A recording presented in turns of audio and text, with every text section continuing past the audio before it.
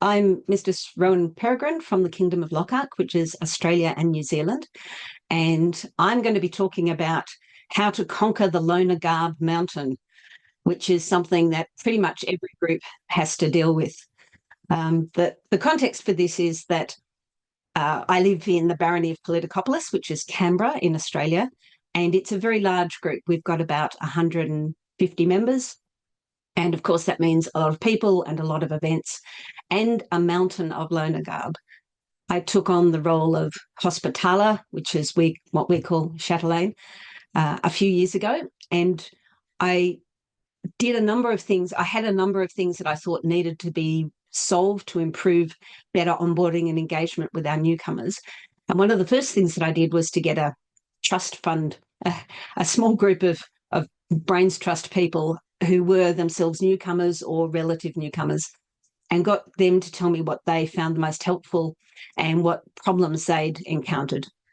And there were a number of different aspects of that, which we created a plan to address. One of those was clothing, loaner clothing. So I had inherited from previous people 4 large bales of clothing.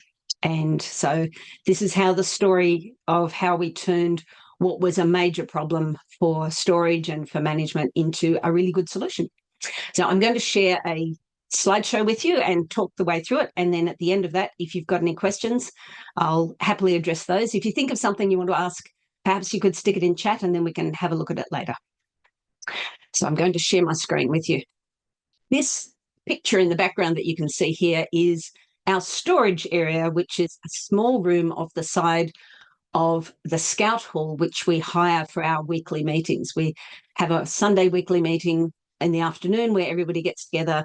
There's fighter practice, there's dancing, there's people working on projects, and we have one small tiny room that holds all the gear for that and for our events. So what we had was 4 bales of clothes, and by bales I do mean like large bales. Very few of them were fit for purpose. We had, okay, not this mountain, but we had a mountain of stuff. Many of them were poor quality or they needed repair. A lot of the good items had gone missing over time. There are a lot of things in there that were pastels or modern colours or had really bad trim. Some of them, quite a lot of them, only fit specific builds. So we had a lot of 16th century clothes, and they're very fitted, and you needed to be a particular height and a particular waist and so on for them to work. And of course, that's not what most random new people are. There weren't enough large sizes. Most of the stuff that we had been given to us, and it was mostly on the small side, and what we mostly needed was larger build. And of course, there were no sizes in everything. They were just things that people had made and donated or grown out of. And so you had to look through things and maybe try on a whole lot of stuff in order to find something that would work. We didn't have enough body linens, shirts, smocks, and so on. And the ones that we did have were the wrong style and the wrong size. And we didn't really have much by way of accessories, hats and belts and those sorts of things. And what we had didn't match the garments that we had. The clothes were stored, in addition to being bales on shelves, on a hanging rack. And the rack was too short, so the things dragged on the ground and it wasn't strong enough. It was a very ordinary sort of thing. And it's, as the only rolling storage in there, it was also used to store the paint supplies for group projects like painting banners. So not a great situation. What we wanted was, to begin with, a lot less stuff. We really needed to reduce the amount of stuff that we were holding by about 70 to 80%. We really wanted quality clothes that people wanted to wear and would enjoy wearing. We wanted a good medieval look. We wanted layers and we wanted headwear and we wanted the right accessories so that they felt at home, and also to give them a sense of what medieval clothing actually looks like. We needed a good range of sizes, up to very large. We needed size labels and everything so that we didn't have to guess when we were trying to find clothes for people. We also wanted baronial labels and things so that we could identify that this was a piece of loaner garb, and if things went missing, it was much easier to track them down. We also needed much better storage so that the good clothes stayed in good shape and weren't dragging on the floor. So after doing an initial look at what the problem was, I came up with a proposal to take this to the Baronial Council. My background is that I'm a professional project manager. So, of course, I look on this as a project. And a project, the first thing you need to get an idea of what you want to do, and then you need to get the approval and support of the people who you're going to be working with. So my proposal was, firstly, a radical change, that we remove all the unsuitable garments from the pile. We take out everything that was in bad condition, that wasn't going to fit people, that was unsuitable in any way. The most radical thing was that I said, we're not going to have any fitted clothing. We're not going to have any 16th century clothing. We're just going to have the easy fit things from 13th to 15th century, which are much more flexible in their sizing, and some Viking gear. And we would just pick the best things. Then I proposed that we sell the garments that we took out. If they were worth wearing still, that we sell them initially to other people in the barony, ideally to newcomers so they could have something of their own.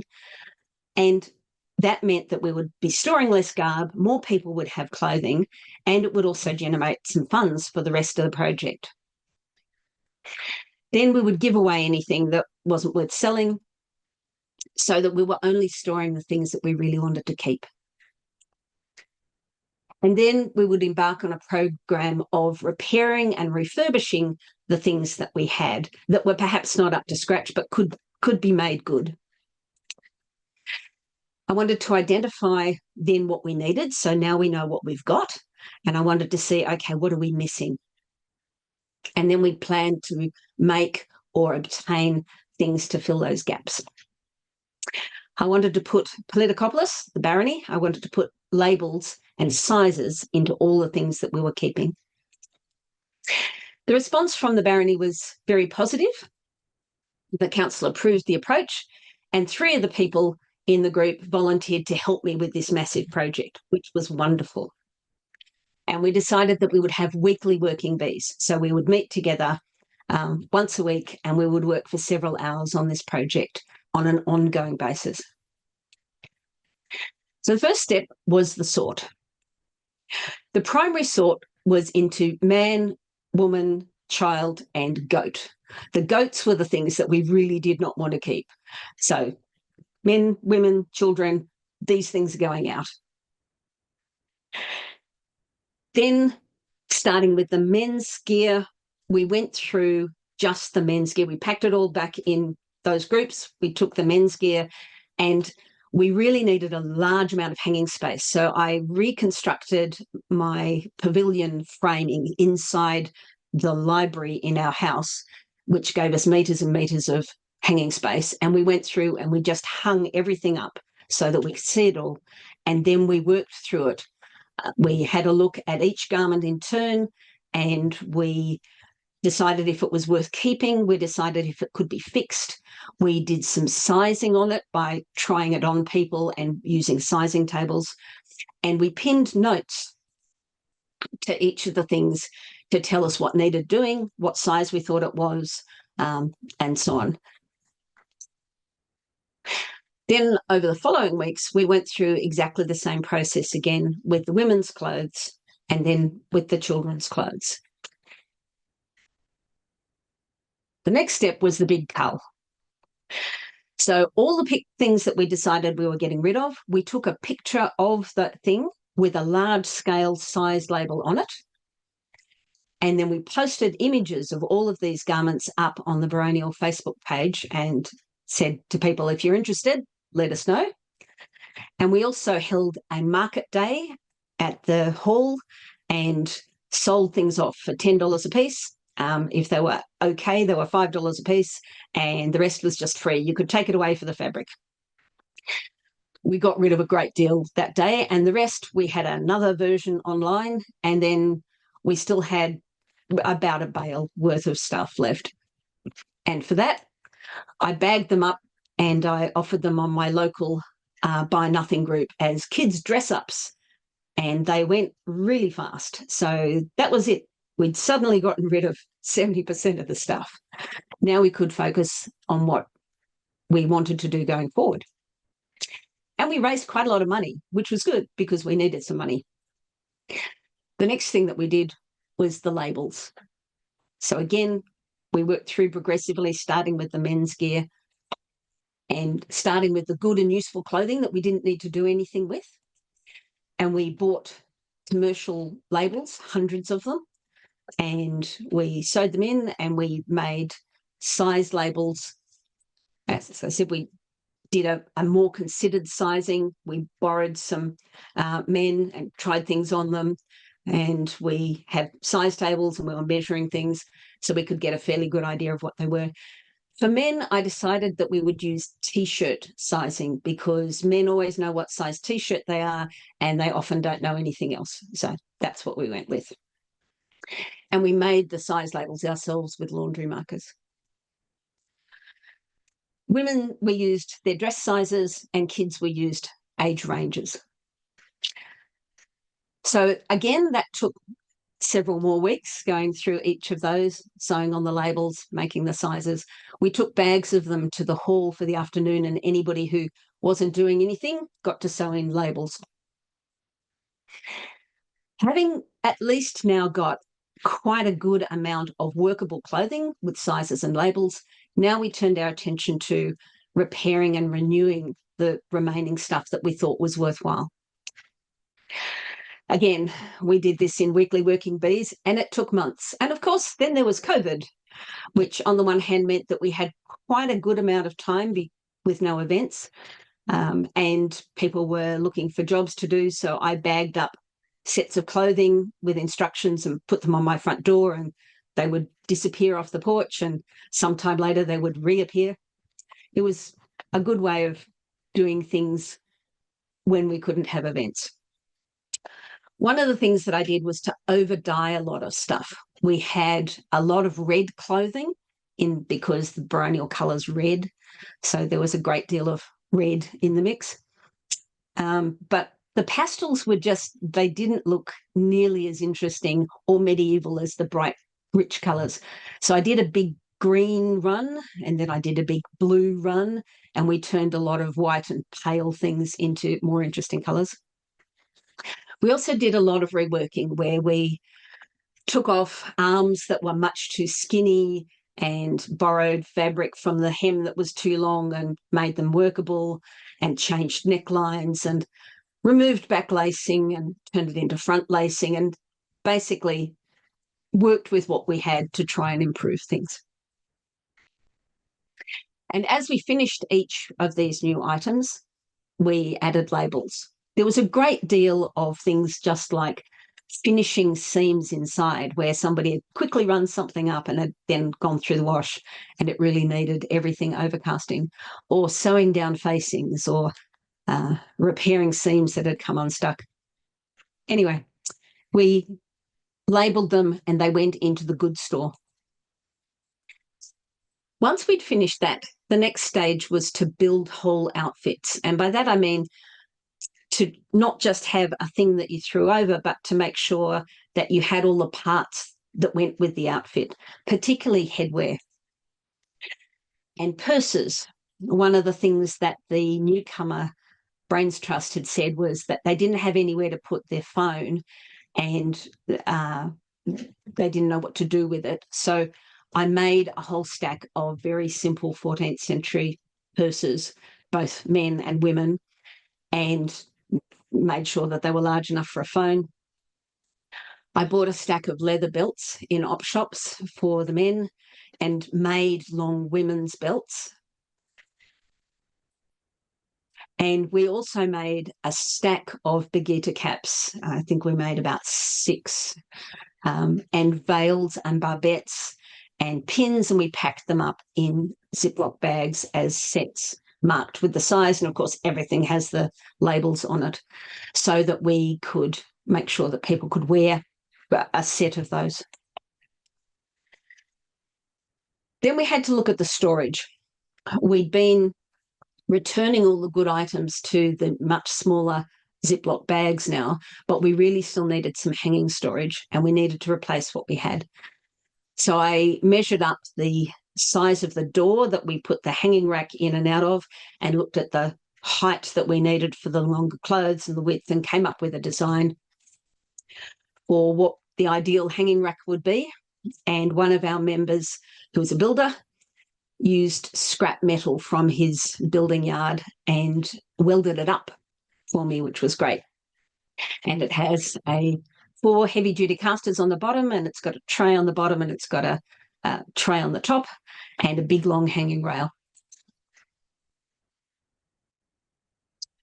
And I wrapped it around the outside in builder's film to keep the dust out of it when it was in storage, with a kind of a thing that you could lift up to get access to the clothes. And here you can see a picture of it in the doorway coming out of the storage room, and it just fits inside the only piece of blank space in the storage room. So when we use the hall for anything, the first thing that happens is the rack gets pulled out and parked, and then you can get access to the training gear and all the rest of the stuff. And here you can see a very full clothes rack, and it's got a couple of bins underneath, which are the accessories, all of the headwear and purses and belts and so on. And we also have a tub of throw-over tabards, which is basically people who don't book for the event or just walk past and want to hang around and have a look at things. So we have simple throw-over tabards that look attractive and will fit anybody, and they just go to the event. Cloaks and hoods take up a lot of space, so they are stored in big Ziploc clothing bags on the shelves, and we only use them for part of the year anyway. As an extension to this, having dealt with the clothes, and I suppose I should go back and say, we'd identified some gaps of things that we needed. We put a call out to the barony and asked if anybody had anything that they were thinking of getting rid of and would be suitable for those. And we also made some things, particularly we made some large tunics and some large sideless surcoats that could go over something underneath and be very variable in size. And those have been extremely useful. Feasting kits was one of the other aspects that the Newcomer Brains Trust said were an issue. And so we had a look at those. I got the gear out that we'd been lending people. I agreed with the barony how many sets we actually needed, given that we normally only have a few newcomers to an event, but sometimes there would be a family or two. So we decided we needed 12 good sets.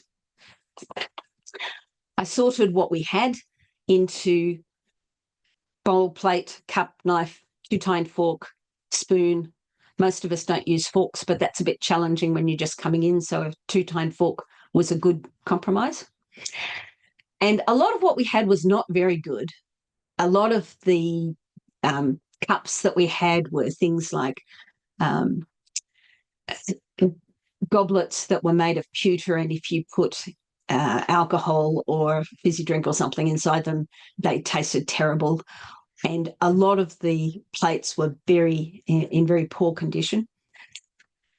So we needed better cups, we needed more bowls, we needed forks, and we also needed napkins, because feasting can be a messy thing, and it's something that you might bring in your own feast kit, but it wasn't something that was in these lending sets.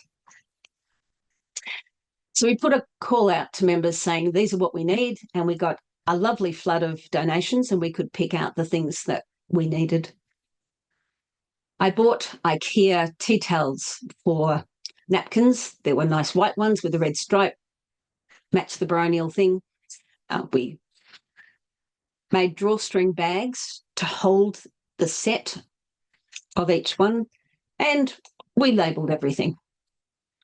And then we can just pack the entire set into the drawstring bag, and then we have a box that all of the kits go in, which is how they get stored between events, and that can just get taken to events, and then we can lend out the feast kit. At the end of the event, we usually have a washing up area where people can wash them up. We ask them to wash them up, put it back in the bag, but then they come back to the hospitaler, and I would take them home and make sure they'd been properly washed, wash all the napkins, and repack them for the next time. And it also gave a chance to make sure that we had all of the kit back. So how has this worked in use? Well, it worked really well. It meant that we could fit out people with their gear based on size. We could just go through, look at them. On the storage rack, we even put size markers so that you didn't need to look through the whole rack. You just go to the bit that says size 16 or extra large or whatever and pull out the relevant gear. Ideally, what we'd like is for people to be able to try things on in advance. And when we have newcomers, we quite often get people who see it on social media or something, and they don't actually know people in the group. And so we encourage them to come to the hall a week or so beforehand, where they can meet some people, so at least they know a few faces. And we can also try the gear on and show them how it works, because a lot of people don't know how to put on medieval clothing. And we can make sure we give them a set that will actually fit them. Where it's not possible, I learned that in addition to putting together a set in the size that they told me, I would also pack a set the size up. People often underestimate how large they are, and that's embarrassing and inconvenient. So it was always better to just pack an extra set one size up. And I put together the outfit all on a hanger or two with their name on the outside, and that could then be ready for them to collect at the gate if they weren't able to take it beforehand. I also quickly realised that we needed somebody on hand to help people get dressed, again, particularly if they hadn't had the chance to come and try things on beforehand. So we had somebody stationed at the gate who would look after the clothing. Sometimes that was me, sometimes I was doing other things and it would be somebody else, and they would go with people and help them put the gear on, particularly the headwear, which is a completely new thing. And we had just the tub of tabards for people who showed up randomly. And spare feasting kits, because you never know. Of course, the thing about building a system like this is you put a huge amount of effort in. It took us about a year from end to end to get through the whole thing of culling and repairing and labeling and sorting it all out. And once you have this perfect shining system, the first thing that happens is that it starts to degrade. So you need to guard against that. Firstly, the individual items. We ask people to give them back at the event, if that's possible, and then take them home and wash them and check them for repairs. If that's not possible, then we need to make sure that we're on to people to get them back as quickly as we can, because after a while, particularly if they're people who just come to an event, decide it's not for them, it's very easy to lose track of those things. There are inevitably new donations. People decide that they are no longer interested in Viking, or they're moving interstate, or they're not going to do SCA anymore. So there is a constant stream of donations. And one of the important things is to be firm then and say, not just say yes to everything, but say, thank you very much, that's wonderful, let's see if we can use any of that. And then to go through and see how that works with the existing stock. Is it stuff that we can use? Maybe it's something that we can replace a less good version with. And we can go through all of that. And then if it's suitable, then we can put on labels and sizing and put it into the system. If they're not suitable, then I encourage the donor to sell them at one of our markets, or give them away to people, or we have an online Kingdom marketplace, maybe sell them there.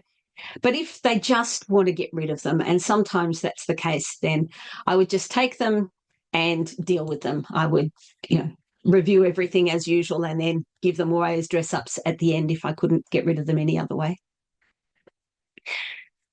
And we have an annual stock take of all of the baronial gear, and that includes the clothing. So it's a point in time chance to go through and just make sure that everything is still in good stead. So the outcome from all of this is that it's been much less work for the Hospitaller. Putting together clothing and feasting kit and so on for people is a pretty efficient thing to do. It's also a good experience for newcomers. It's a low-stress thing for them to do. They get well-fitted clothing. They look the part, so they feel like they fit right in. It's a good introduction to medieval clothing and how it looks and how it works. Even if they decide that this is not the time period for them, at least they've had a chance of looking medieval. And more importantly, from my point of view, we've had 2 changes of officer since I did this, and the system is still operating. And I'm very proud of that. I feel that we built a really robust system, and I'm really pleased that the people who followed in my stead have been able to maintain that. And it's still operating, and it's been a really positive experience, I think. So that's the end of my slideshow. I'm going to stop that. And I've talked more quickly than I'd expected, so I've gotten through it more quickly. But I'd be really happy to answer any questions if anybody has any questions about the system or the process or anything to do with managing loaner garb. Then I will turn on the ability for people to unmute and turn on their video. But as this is being recorded, I remind everyone that if you turn on your video or your voice, then you are consenting to it being put on YouTube later for public consumption. If you're not comfortable with that and you have a question, feel free to drop it in the chat. But I am giving everyone permission to unmute themselves and start their videos now if they want to ask any questions.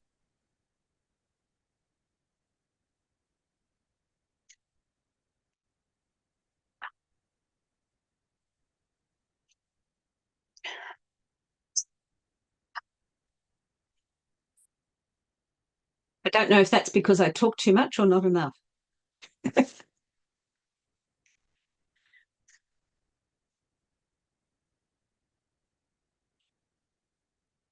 Somebody's saying in the chat that the class was lovely. Well, thank you. I'm glad about that. I think it's something that is a repeatable system that could be done really for any group, even if you're much smaller. Possibly you wouldn't need to do it on the same scale that we did, but the same idea of deciding what it is that you want and then having a plan and working towards that and getting the buy-in from the group before you do it. I think it's a good way to go. Okay, somebody's asking, do you think this was quick and easy to do because you had the time to do the project during lockdown with no event? Well, it wasn't really quick and easy. It still took us a year, which is quite a lot of time working on it every week. Lockdown did give us more time, and that was good, but it also reduced the incentive because, of course, deadlines are a great way of getting things done. And with no events, there's less incentive. I think if we hadn't had lockdown, it probably would have taken a bit longer, but probably not much. And because we started by focusing on the things that were good and making those usable and sized and everything, we already early on in the system we got a working system going. We just then added to it as we went. I think it did help the fact that I've run a lot of projects, and I've run a lot of projects both in the society and outside of that, meant that I knew I knew how long things are likely to take and were prepared to just keep going until we got through to the end. And I had a great team of people who were all working together, and I think a group of people working together is much easier than one person beavering away by themselves. Was there a style of clothing that you found suitable for smaller and larger, um, not straight size newcomers? That's why we went for the 13th, 14th, 15th century clothing, because in general, it's fitted around the shoulders, but less as you go out. So it's very loose through the body and through the hips. So 13th, 14th century tunics, 15th century houppelans, all of those, and fairly wide things that could then be belted in to fit a variety of shapes were very useful. And as I mentioned earlier, sideless surcoats, you could wear a shift underneath and then a sideless surcoat, which was very full cut, meant that there was a great deal of flexibility. We've got a couple of sideless surcoats and a couple of men's tunics that are go up to extremely large sizes, and they've been invaluable. And they're less. The other thing about those time periods is that the height is less of an issue too. Again, the 16th century fitted clothing. Well, I love it, obviously. It's you need to be the same height and the same size, and it just doesn't work very well. Viking was also quite useful, and some women who were not comfortable in long flowing things felt more comfortable in the Viking, and the same with the men. So we kept some Viking for that too.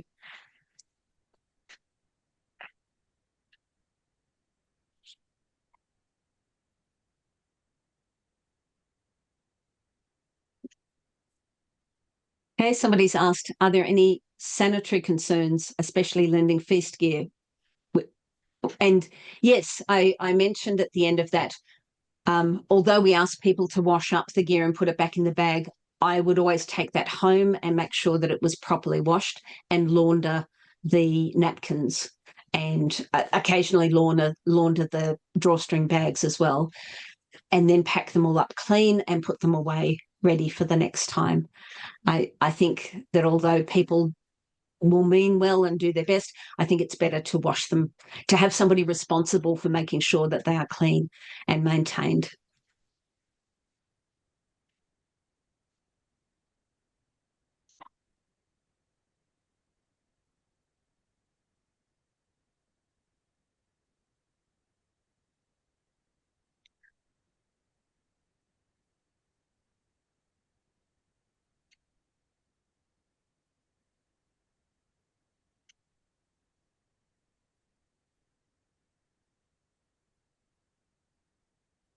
I think we're having no more questions at this point. So